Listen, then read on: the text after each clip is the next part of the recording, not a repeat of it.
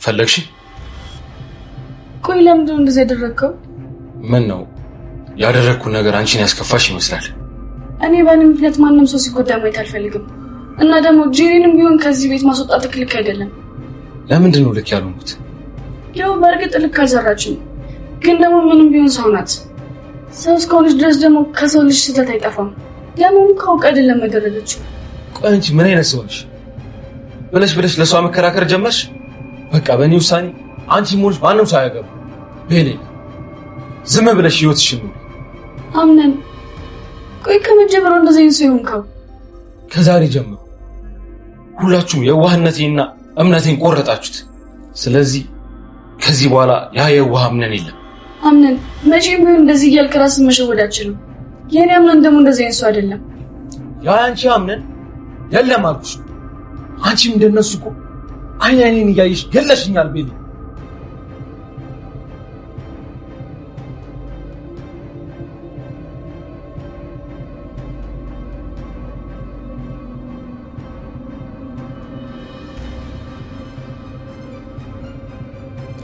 ቤሌን አምናንን ልትቀማ ከጫፍ እንደደረሰች እየገባት፣ በዛ ላይ ደግሞ ነገሩን ከበድ ያደረገባት አንደኛው ነገር አምናን ራሱ ፊት ማዞሩ ነው ከሷ ላይ።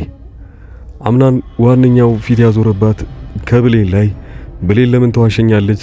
እኔና እሷ ብዙ ነገሮችን አብረን ማሳለፍ ሲገባን እሷ እኔንም ዋሽታኝ ልክ እንደ ባዳ እንደ ሌሎቹ እንደሚዋሹኝ እያረገችኝ ነው። ለዚህ ቅጣቷ ደግሞ የሚገባት ነገር ቢኖር ለትንሽ ጊዜ እሷን ፊት መንሳት ነው ብሎ የሚያስበው። ቤሌን ግን በዛ መልኩ አትረዳውም። ቤሌን የመሰላት አምናን ጠልቶኛል፣ ላደረኩት ነገር እሱ ክፉኛ ስለተጎዳ ከዚህ በኋላ እኔን ማናገር አይፈልግም። በዛ ላይ ቤሌን ክፉኛ ልትጎዳ የምትችለው ሌላኛው ነገር አብሮ አደጎ የነበረችው ሴት እሷን እያስጠነቀቀቻት ነው። አምናን አጠገብ ድጋሚ እንዳላይሽ፣ እሱ ስርም እየሩጥሽ ነገሩን የባሰ አታድርጊው። እኔ አብሮ አደጉ ነኝ፣ አብሬው መኖር እፈልጋለሁ። አሁን ላይ እሱን ለመግባባውና አግብቼው ይዤው ለመሄድ ነው የመጣሁትኝ። ይህንን ነገር ይገባሻል ብዬ አስባለሁ ትላታለች። ቤሌል ምን ያህል የዋህ እንደሆነች ያሳየችን እዚሁ ላይ እሺ እያለች ከሷ ጋር መስማማቷን ነው። አምናንና ቤሌን ገና ታሪኩ ሲጀምር እሱ ለትዳር የሚፈልጋትን አንዲት ሴት ለመመረጥ በተዘጋጀበት ጊዜ ቤሌን አናደደችኝ ብሎ ገና ለገና እሱ የሀብት ማማ ላይ ስለነበረ በሷ ይናደድና የማይወዳትንና ያላሰባትን ሴት ጄሪን ያገባል። ጄሪን ያገባው አምናን ቤሌልን ለማስቀናት እንደነበረ ብዙዎቻችሁ ታውቃላችሁ። ክፍል 2 ላይ እንደነበረው አምናን አሁንም ቢሆን ነገሮችን ማገናዘብ በደንብ ይቀረዋል።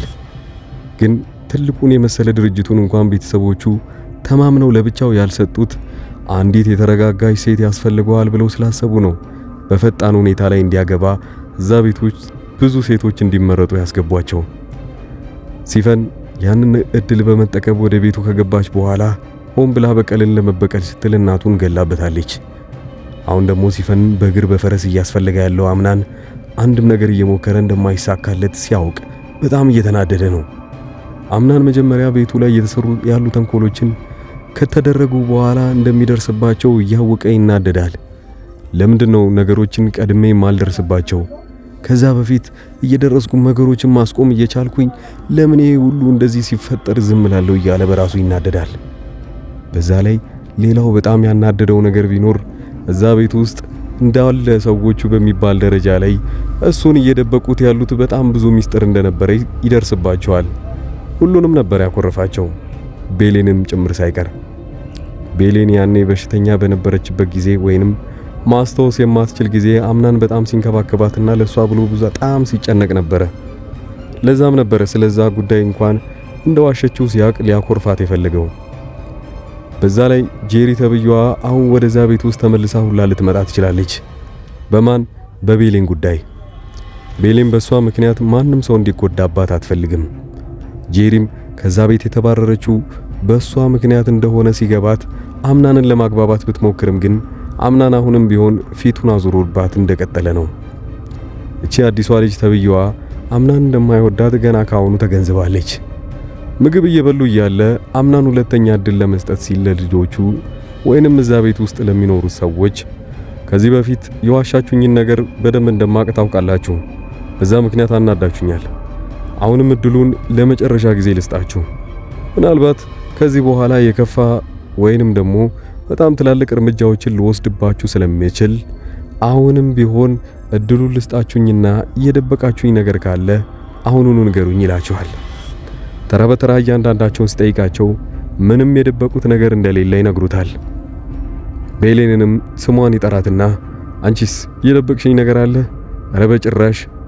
ወዲያውኑ ያው እዛ ቤት ውስጥ ስራ የምትሰራዋን ወይዘሮ ሞርዚናን ታቋታላችሁ።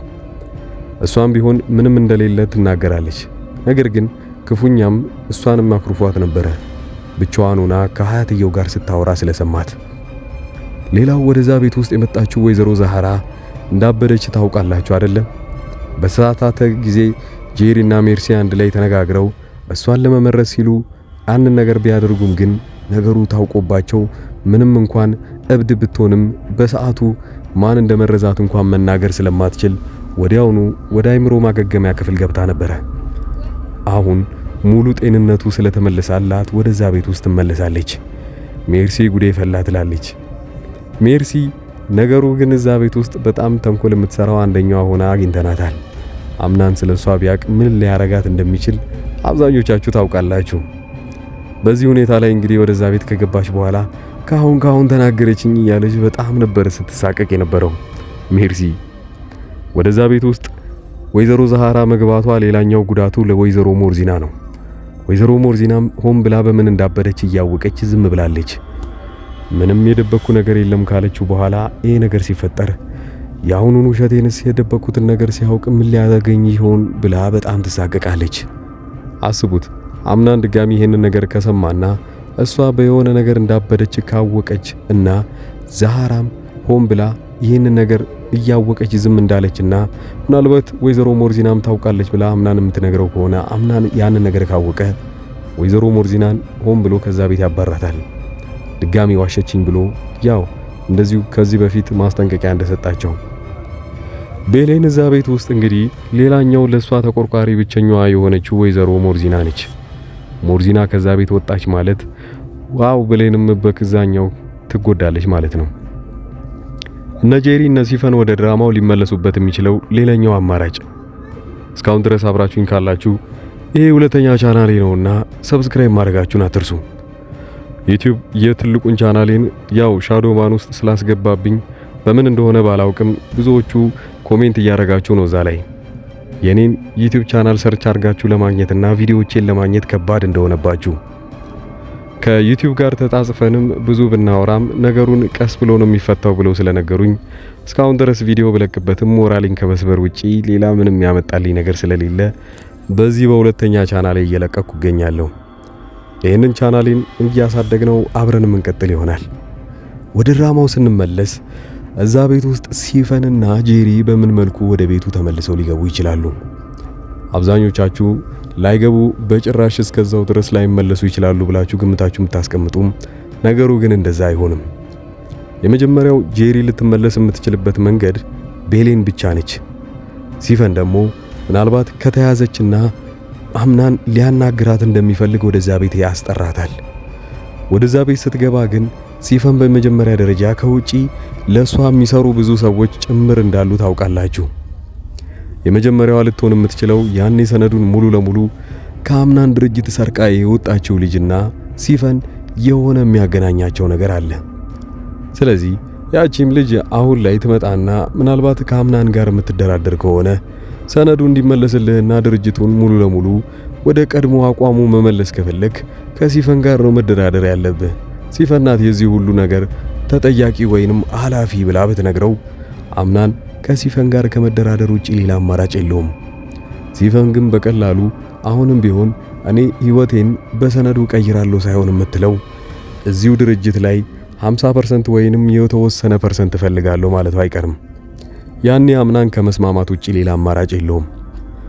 እሷ ደግሞ ከድርጅቱ የተወሰነ % ለሷ የሚከፈላት ከሆነና ግማሽ % የሷ ድርጅት የሚሆን ከሆነ ከአምናን ስር አትጠፋም ማለት ነው።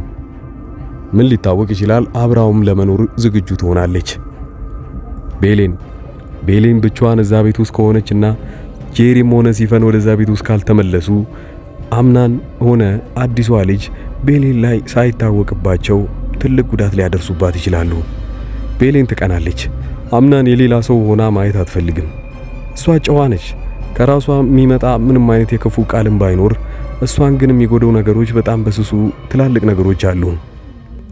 አዲሷ ልጅም እስካሁን ተንኮል ባትሰራባትም አሁን ብሌን አሻፈረኝ ብላ ከአምናን ጋር ብዙ ጊዜ የምታሳልፍ ከሆነና አብዛኛውን ጊዜ ከአምናን ጋር ካየቻቸው ልጅቷም ተንኮል ከመስራት ወደ ኋላ እንደማትል ታውቃላችሁ። አስቡት፣ ጓደኛዬን ቀማኝ ብላ ያብሮ አደገኝ ቀማኝ ብላ ቤሌንን ብዙ ተንኮሎች ልትሰራባት። ቤሌን ግን ተስፋ ከመቅሮጥና ከማልቀስ ውጪ ሌላ አማራጭ የላትም። አምናን ከሌላ ሴት ጋር ሆነ ብላ ያቺን ሴት ለመጉዳት በጭራሽ አታደርገውም። እንደውም ለነሱ ብላ ብዙ ነገር ስትሸፍን እንደነበር አይታችኋል። ጄሪ እንኳን የገዛ አምናንን እንዳገባችና አብራው እየኖረች እንደሆነ እያወቀች ለጄሪ ስትጨነቅና ጄሪ ከዛ ቤት ውስጥ መውጣቷን ስታቅ በጣም ተጨንቃ ወደዛ ቤት እንድትመለስ እንኳን አምናንን ስትጠይቀው ነበረ። ይህን ያህል የዋህ ነች። እስካሁን ድረስ አብራችሁኝ ያላችሁ ሰዎች ካላችሁ ክፍል 38 እንደተለቀቀ ኮሚኒቲ ፖስት ላይ ለቅላችኋለሁ። ያላችሁን ሐሳብ አስተያየት እያስቀመጣችሁልኝ ይህም ቻናል እያደገ ሲመጣና አሪፍ እይታ ማገኝ ከሆነ በቪዲዮ መጣላችኋለሁ። ይመቻችሁ።